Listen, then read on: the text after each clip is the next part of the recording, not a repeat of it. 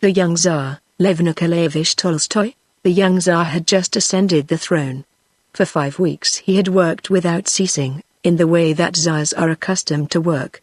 He had been attending to reports, signing papers, receiving ambassadors and high officials who came to be presented to him, and reviewing troops.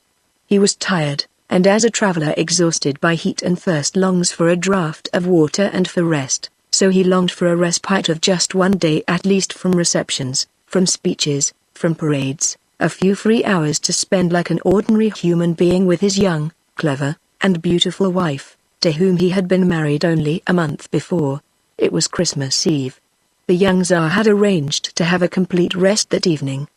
The night before he had worked till very late at documents which his ministers of state had left for him to examine. In the morning he was present at the Dum, and then at a military service. In the afternoon he received official visitors, and later he had been obliged to listen to the reports of 3 ministers of state, and had given his assent to many important matters. In his conference with the Minister of Finance he had agreed to an increase of duties on imported goods, which should in the future add many millions to the state revenues. Then he sanctioned the sale of brandy by the crown in various parts of the country, and signed a decree permitting the sale of alcohol in villages having markets. This was also calculated to increase the principal revenue to the state, which was derived from the sale of spirits. He had also approved of the issuing of a new gold loan required for a financial negotiation. The Minister of Justice having reported on the complicated case of the succession of the Baron Snyders, the young Tsar confirmed the decision by his signature, and also approved the new rules relating to the application of Article 1830 of the Penal Code, providing for the punishment of tramps. In his conference with the Minister of the Interior he ratified the order concerning the collection of taxes in arrears, signed the order settling what measures should be taken in regard to the persecution of religious dissenters, and also one providing for the continuance of martial law in those provinces where it had already been established. With the Minister of War he arranged for the nomination of a new corps commander for the raising of recruits, and for punishment of breach of discipline. These things kept him occupied till dinner time, and even then his freedom was not complete. A number of high officials had been invited to dinner, and he was obliged to talk to them, not in the way he felt disposed to do, but according to what he was expected to say. At last the tiresome dinner was over, and the guests departed. The young Tsar heaved a sigh of relief, stretched himself and retired to his apartments to take off his uniform with the decorations on it, and to don the jacket he used to wear before his accession to the throne. His young wife had also retired to take off her dinner dress, remarking that she would join him presently. When he had passed the row of footmen who were standing erect before him, and reached his room, when he had thrown off his heavy uniform and put on his jacket, the young Tsar felt glad to be free from work, and his heart was filled with a tender emotion which sprang from the consciousness of his freedom, of his joyous, robust young life, and of his love.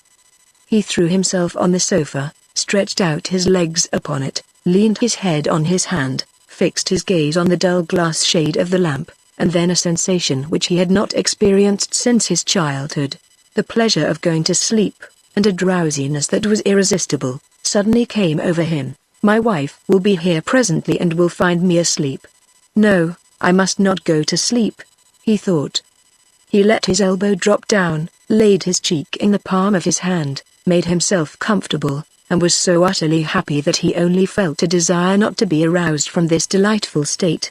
And then what happens to all of us every day happened to him. He fell asleep without knowing himself when or how. He passed from one state into another without his will having any share in it, without even desiring it, and without regretting the state out of which he had passed. He fell into a heavy sleep which was like death. How long he had slept he did not know, but he was suddenly aroused by the soft touch of a hand upon his shoulder. It is my darling, it is she, he thought. What a shame to have dozed off, but it was not she. Before his eyes, which were wide open and blinking at the light, she, the charming and beautiful creature whom he was expecting, did not stand, but he stood.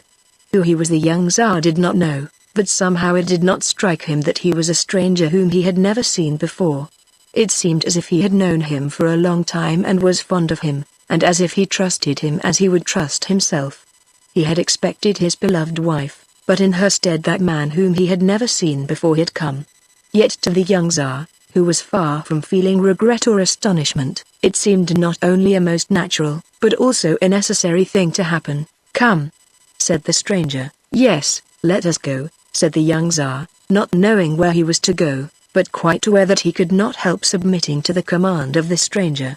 "But how shall we go?" he asked. "In this way." The stranger laid his hand on the Tsar's head, and the Tsar for a moment lost consciousness. He could not tell whether he had been unconscious a long or a short time, but when he recovered his senses he found himself in a strange place. The first thing he was aware of was a strong and stifling smell of sewage. The place in which he stood was a broad passage lit by the red glow of two dim lamps. Running along one side of the passage was a thick wall with windows protected by iron gratings. On the other side were doors secured with locks. In the passage stood a soldier, leaning up against the wall, asleep. Through the doors the young Tsar heard the muffled sound of living human beings, not of one alone, but of many. He was standing at the side of the young Tsar, and pressing his shoulder slightly with his soft hand, pushed him to the first door, unmindful of the sentry. The young Tsar felt he could not do otherwise than yield, and approached the door. To his amazement the sentry looked straight at him, evidently without seeing him, as he neither straightened himself up nor saluted, but yawned loudly and, lifting his hand, scratched the back of his neck. The door had a small hole, and in obedience to the pressure of the hand that pushed him, the young Tsar approached a step nearer and put his eye to the small opening. Close to the door, the foul smell that stifled him was stronger, and the young Tsar hesitated to go nearer, but the hand pushed him on. He leaned forward, put his eye close to the opening, and suddenly ceased to perceive the odor. The sight he saw deadened his sense of smell. In a large room, about 10 yards long and 6 yards wide, there walked unceasingly from one end to the other, 6 men in long grey coats, some in felt boots, some barefoot. There were over 20 men in all in the room, but in that first moment the young Tsar only saw those who were walking with quick, even, silent steps. It was a horrid sight to watch the continual, quick, aimless movements of the men who passed and overtook each other, turning sharply when they reached the wall, never looking at one another, and evidently concentrated each on his own thoughts. The young Tsar had observed a similar sight one day when he was watching a tiger in a menagerie pacing rapidly with noiseless tread from one end of his cage to the other, waving its tail, silently turning when it reached the bars, and looking at nobody.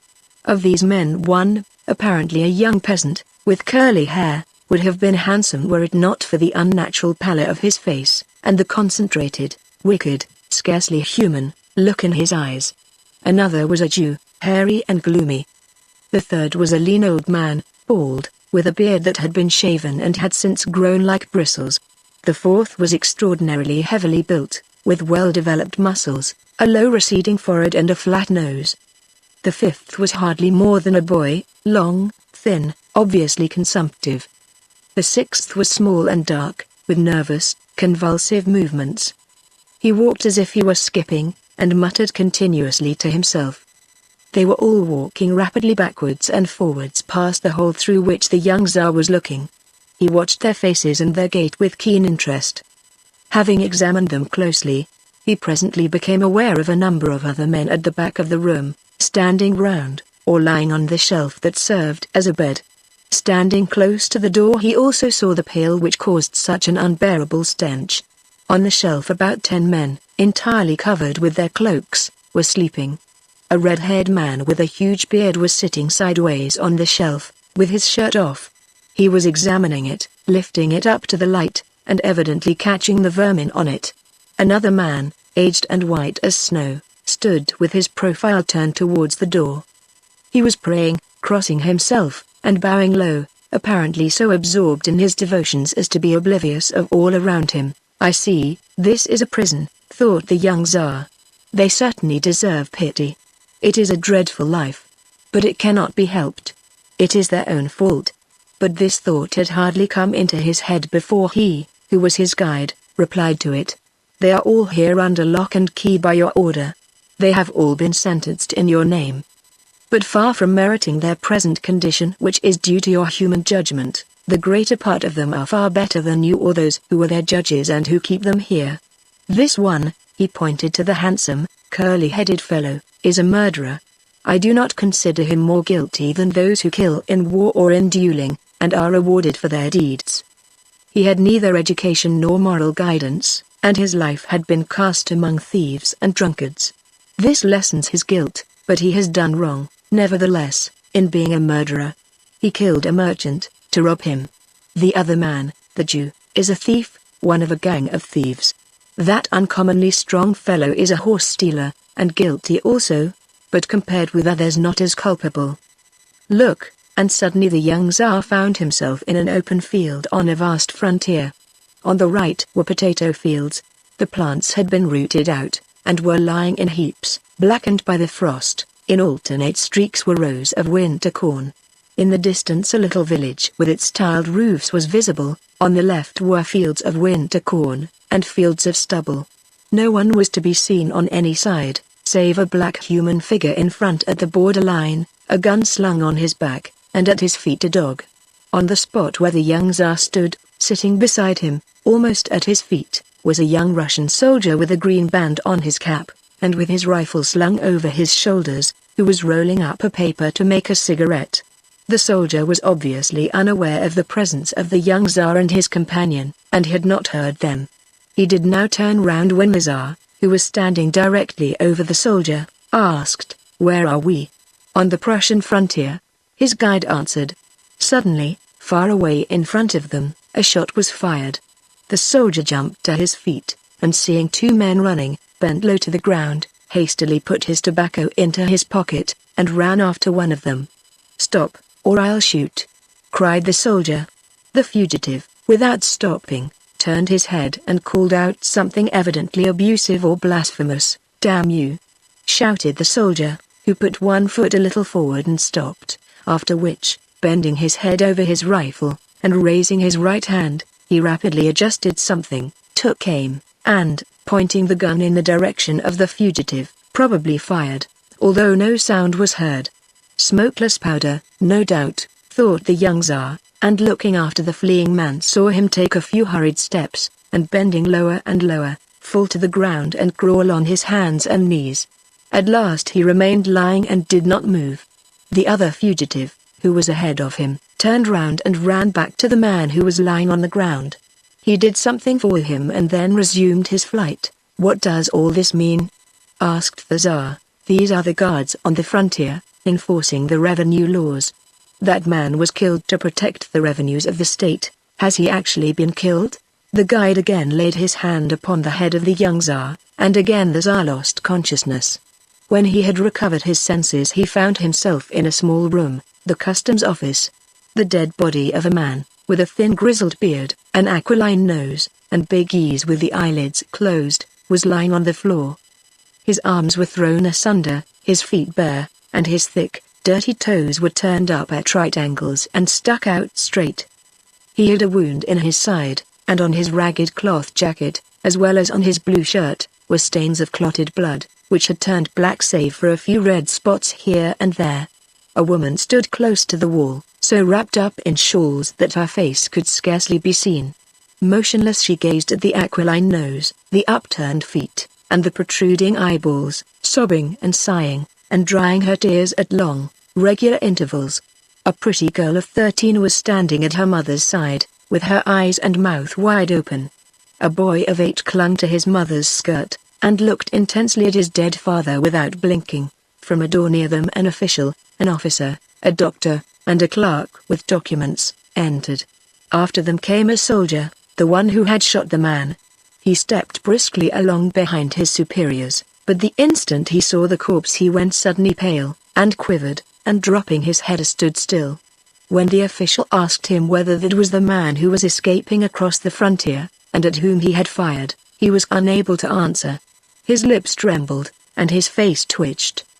"The S, he began, but could not get out the words which he wanted to say. "The same, Your Excellency."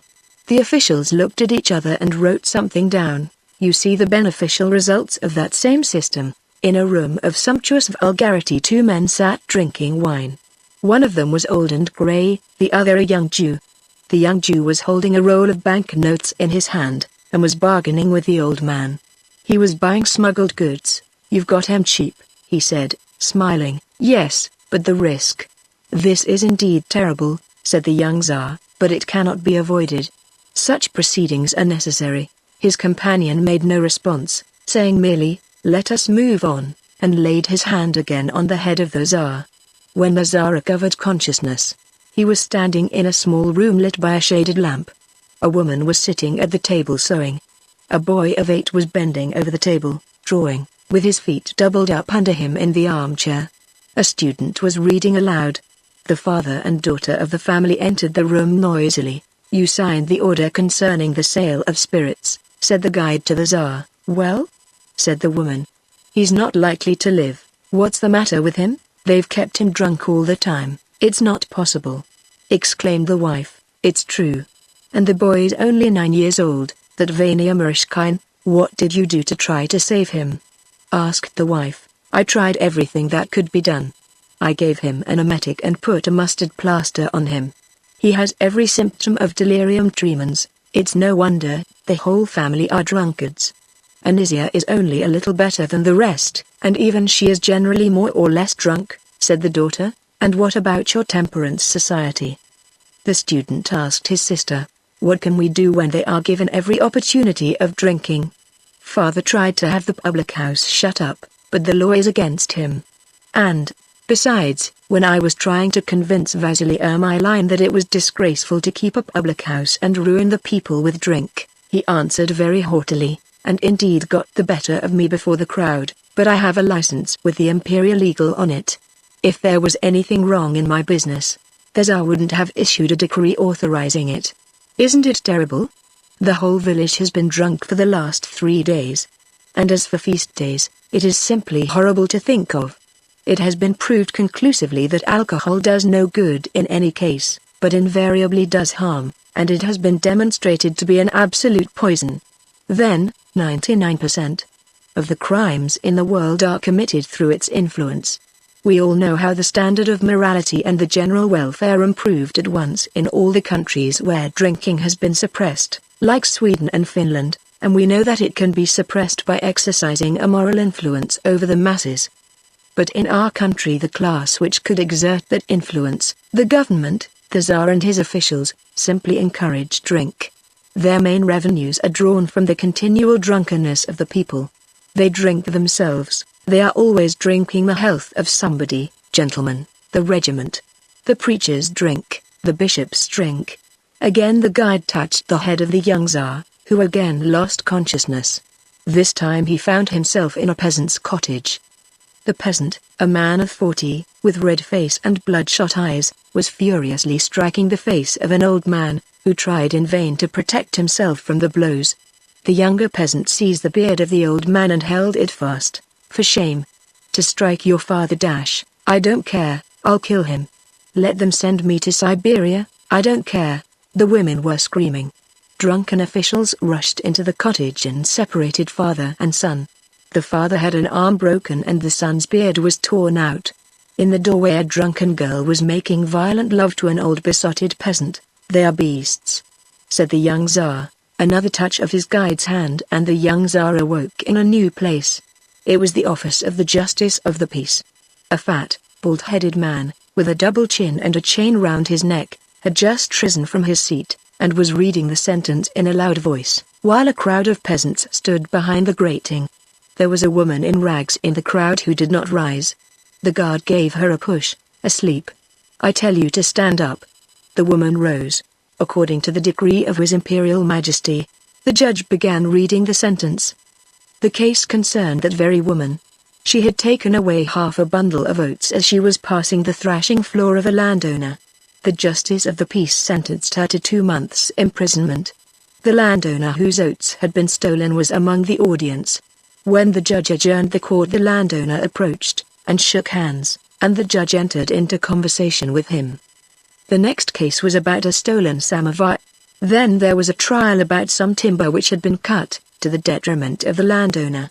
Some peasants were being tried for having assaulted the constable of the district. When the young Tsar again lost consciousness, he awoke to find himself in the middle of a village, where he saw hungry, half-frozen children and the wife of the man who had assaulted the constable broken down from overwork. Then came a new scene. In Siberia, a tramp is being flogged with the lash, the direct result of an order issued by the Minister of Justice. Again oblivion, and another scene. The family of a Jewish watchmaker is evicted for being too poor. The children are crying, and the Jew, Isaacs, is greatly distressed. At last they come to an arrangement, and he is allowed to stay on in the lodgings. The chief of police takes a bribe. The governor of the province also secretly accepts a bribe.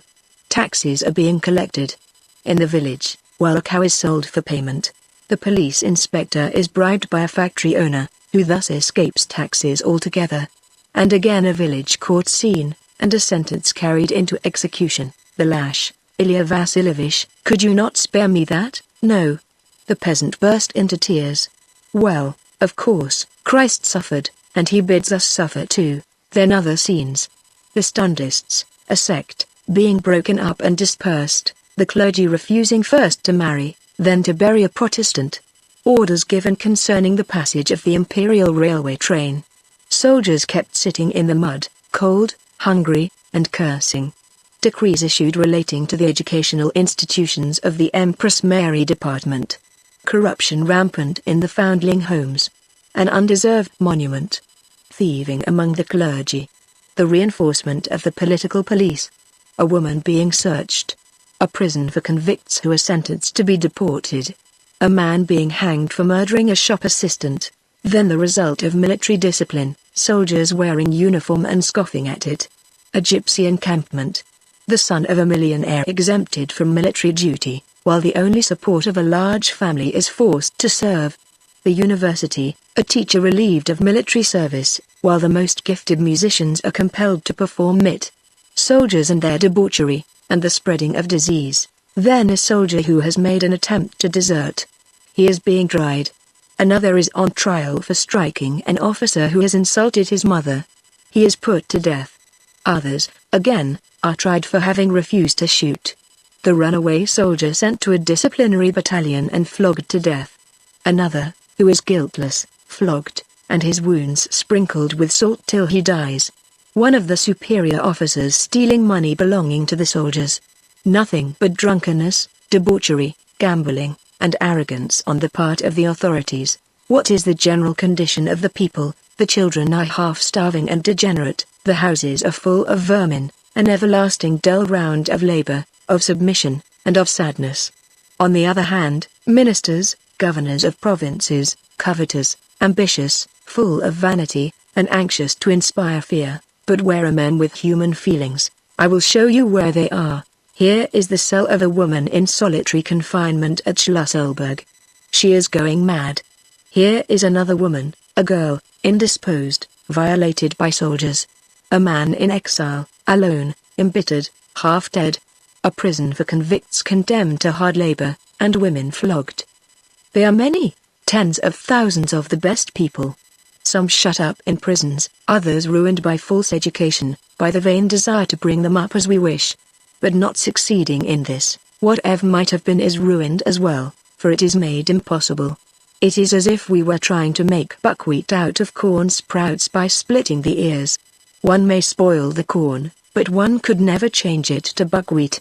Thus all the youth of the world, the entire younger generation, is being ruined. But woe to those who destroy one of these little ones, woe to you if you destroy even one of them.